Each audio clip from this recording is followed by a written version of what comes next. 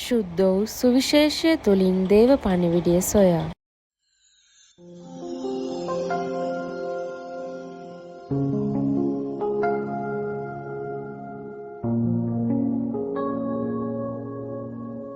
ජේසුතුමන්ගේ දිව්‍ය හෘදයේ මංගල්‍යය. පළමුවන දේව ප්‍රකාශනය. එසේකියල් 34 වෙනි පරිච්ඡේදයේ 11 සිට 16 දක්වා. මහෝත්තම දෙවි සමිඳානන් වහන්සේ මෙසේ වදාරනසේක. බලන්න, මමම මාගේ බැටළුවන් ගැන සොයා බලා උන් රැක බලා ගන්නෙමි. එඬේරුකු තමාගේ බැටළු රැළෙන් විසිර ගිය සමහරකු සොයා යන්නාක් මෙන් මමත් මාගේ බැටළුවන් සොයා ගොස් නීතුම සහ අන්ධකාරයේ එක් දවසේදී උන් විසිර ගිය සෑම තැන්වලින් උන් ගලවා ගන්නෙමි. මම ජාතින් අතරින් උන් පිටසට පමුණුවා. ඒ විදේශවලින් උන් රැස් කර උන්ගේම රටට ගෙනවුත් ඊශ්‍රායෙල් කඳුවලද දෙනිවලද දේශයේ සියලු වාසස්ථානවලද උන් පෝෂණය කරන්නෙමි. හොඳ තෘණවලින් උන් පෝෂණය කරන්නෙමි. ඊශ්‍රායෙල් කඳුවල උස් තැන්හි උන්ගේ තනබිම් වන්නේය. ඒ හොඳ තනබිම්වල උන් ලගිනු ඇත. ඊශ්‍රායෙල් කඳුවල උන් සාරවත් තන හනු ඇත. මමම මාගේ පැටළුවන්ට එඬේරා වන්නෙමි. මමම උන්ට ළඟින්න තැනක් සොයා දෙන්නෙමි. මෙසේ පොදාරන්නේ දෙවි ස්වාමීන් වහන්සේය. මම නැති වූ බැටළුවා සොයන්නෙමි. මුලාව ගිය බැටළුවා ආපසු ගෙනෙන්නෙමි. තුවාල වූ බැටළුවාගේ තුවාල බඳින්නෙමි. ලෙඩ වූ බැටළුවා ශක්තිමත් කරන්නෙමි. ශක්තිමත් වූ බැටළුවන් රැක බලා ගන්නෙමි. මම උන්ට සැබෑ එඬේරෙක් වන්නෙමි. දේව වචනය මෙසේය. දෙවියන් වහන්සේට ස්තෝත්‍ර වේවා. දෙවන දේව ප්‍රකාශනය. රෝම 5 වන පරිච්ඡේදයේ 5 සිට 11 දක්වා. එබඳු බලාපොරොත්තුවකින් කිසිම කලකිරීමක් ඇති නොවේ. මන්ද අපට දෙන ලද ශුද්ධාත්මයන්ෝ දේව ප්‍රේමයෙන් අපේ සිත් පුරවන සේක. අප අනාථව සිටියදීම ක්‍රිස්තුන් වහන්සේ පවකාරණු දේශා නියමිත කාලයේදී සිය දිවි පිදූසේක. සත්ගුණවත් කෙනෙකු දේශා දිවි පිදීමට යමෙකු තුල ධෛර්යය තිබුණත් එවැන්නෙකු දේශා දිවි පිදීමක් සිදුවන්නේ කලාතුරකිනි. අප උදෙසා ඇති දෙවියන් වහන්සේගේ ප්‍රේමය ප්‍රත්‍යක්ෂ වන්නේ අප පවකාරයන්ව සිටියදීම ක්‍රිස්තුන් වහන්සේ අප උදෙසා දිවි පිදූ බැවිනි. ක්‍රිස්තුන් වහන්සේ යාගික රුධිරය හේතුවෙන් දමිටු බවට පමුණුන් ලැබ උන්වහන්සේ කරුණ කොටගෙන දේව උදහසින් මිදීම ගැන අපට වඩා සහතිකය. අපි සතුරන්ව සිටියදීම දේවපුත්‍රයන්ගේ මරණය නිසා උන්වහන්සේ සමග සමගි කරනු ලැබුවේ නම් එසේ සමගි කරනු ලැබූ අපි දැන් ඊටත් වඩා ක්‍රිස්තුන් වහන්සේගේ ජීවිතය නිසා ගැලවීම ලබමු. එපමණක් නොව දෙවියන් වහන්සේ හා සමග නැවත අපට සමගියක් කර දුන් ස්වාමින් වන ජේසුස් ක්‍රිස්තුන් වහන්සේ මගින් අපි දෙවියන් වහන්සේ කෙරේ අතිශයින් ප්‍රීති ප්‍රමෝද වෙමු. දේව වාක්‍යයේය. දෙවියන් වහන්සේට ස්තෝත්‍ර වේවා. සුවිශේෂය ලූක් 15 වන පරිච්ඡේදය 3 සිට 7 දක්වා. එවිට උන්වහන්සේ ඔවුන්ට මේ උපමා වදාළසේක. ඔබ අතරින් බැටළුවන් 100ක් ඇති කවර මිනිසෙක් උන්ගෙන් එකෙකු නැති වූහොත් 99 දෙනා පාළු කරෙහි හැර දමා නැති වූ එක පසුපස්සේ ගොස් ඌ සම්භවන තුරු සොයන්නේ නැද්ද?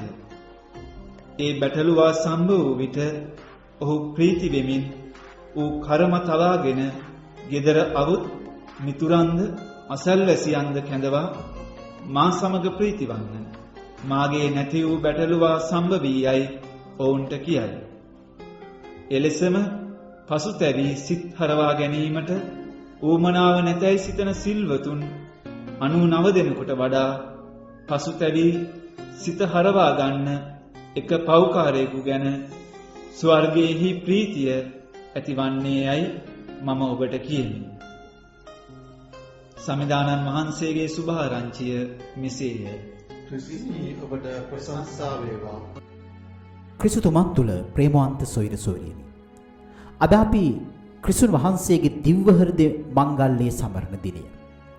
මේ හදවත කියන දෙයින් අපි දන්නවා අපිට මතක් කරන්නේ අඟවන්නේ ආදරය කියන දේ. එතකොට ක්‍රිස්තුන් වහන්සේගේ දිව්‍ය හෘදය මංගල්‍යය කියලා කියන්නේ උන්වහන්සේගේ ආදරයේ මංගල්‍යය සමරීමයි. මේ මංගල්‍යය තුල අපිට මතක් කරනවා ක්‍රිස්තුන් වහන්සේ අද දවසේ අපිට කොයිතරම් ආදරය කරනවද කියලා. උන්වහන්සේ කොයිතරම් අපිට ආදරය කළාද කියලා. දැන් ප්‍රේමවන්තයනි අපිත් මේ ලෝකයේ තුල මිනිස්සුන්ට ආදරය කරනවා. අපිටත් ඉන්නවා යහළු යෙහෙලියෝ. අපි ඒ අයට ආදරය කරනවා. අපේ පවුලේ අයට ආදරය කරනවා. දැන් ක්‍රිස්තුන් වහන්සේගේ ආදරයයි අපේ ආදරයයි අතර තියෙන වෙනස මැන බලන්නට අද දවස අපිට හොඳ අවස්ථාවක්. අපි බොහෝ දෙනා ප්‍රේමවන්තයිනි කෙනෙකුට ආදරය කරන්නේ ඒ කෙනා තුලින් අපිට යම්කිසි ප්‍රයෝජනයක් ඇති නිසා. වෙනත් පැත්තකින් කියනවා නම් අපි තවත් කෙනෙකුට ආදරය කරන්නේ අපිවම ගොඩනගා ගන්නට, අපිට වාසි සලස ගන්නට. ඒ කියන්නේ මං මේ පුද්ගලයාත් එක්ක යහළු වෙලා ඉඳීම තුල එහෙම නැත්නම් මේ පුද්ගලයාට ආදරය කිරීම තුල මට වාසියක් සැලසෙන නිසායි. සමහර වෙලාවට ඒ වාසිය භෞතිකමය වාසියක් වෙන්නට පුළුවන්. එහෙම නැත්නම් ඒ පුද්ගලයාට ආදරය කිරීම තුල ඒ පුද්ගලයා මට ආදරය දැක්වීම තුල මට මානසික සුවයක්, මානසික ශක්තියක් ලැබෙන නිසා වෙන්නට පුළුවන් මං ඒ කෙනාට ආදරය කරනවා. අන්න ඒ අනුව බලද්දී මම මාව ගොඩනගා ගන්නට මට ප්‍රයෝජනයක් සලසා ගන්නට තමයි තවත් කෙනෙකුට ආදරය කරන්නේ. එහෙම නැත්නම් යහළු මිත්‍රකම් පවත්වාගෙන ඉන්නේ. නමුත් ප්‍රේමවන්තයනි ක්‍රිස්තුන් වහන්සේගේ ආදරය එහෙම නෙමෙයි. අපෙන් ප්‍රයෝජනයක් ගන්නට ඕන නිසා නෙමෙයි. උන්වහන්සේ අපිට ආදරය කරන්නේ අපිට තියෙන මහා සෙනෙහසක් නිසා. අපේ ජීවිත ගොඩනගන්නට, අපේ ජීවිත වාසනාවන්ත කරන්නට, අපිට සිත සලසන්නට තමයි උන්වහන්සේ අපිට ආදරය කරන්නේ. දැන් ඔබ ආසාවි මම කොහොමද එහෙම කියන්නේ කියලා. දැන් ඊට හොඳ නිදර්ශනයක් ක්‍රිස්තුන් වහන්සේ මාද සුවිශේෂය තුල අපිට පින්වලා දෙනවා. ඒක තමයි නැති වූ බැටළුවගේ උපමාව.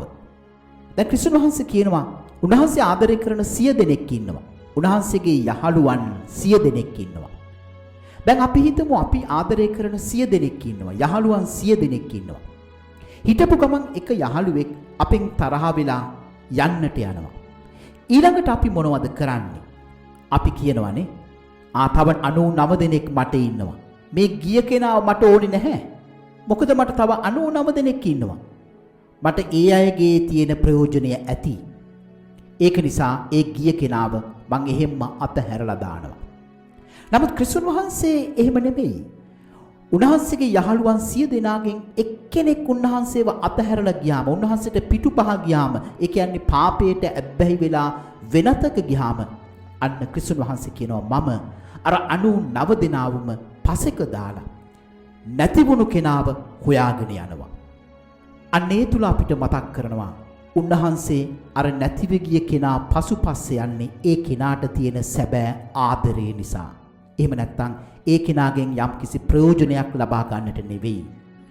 අන්න එහෙමනම් ප්‍රේමවන්තයනි ක්‍රිස්තුන් වහන්සේ අද ඔබට මට ආරාධනා කරන්නේ උන්වහන්සේ අපිට ආදරය කරනවා වගේ අපිත් එකිනෙකාට ආදරය කරන්නට කියලයි. ක්‍රිස්තුන් වහන්සේගේ ප්‍රේමය අපේ ජීවිත තුලත් පවත්වගෙන යන්නට කියලයි.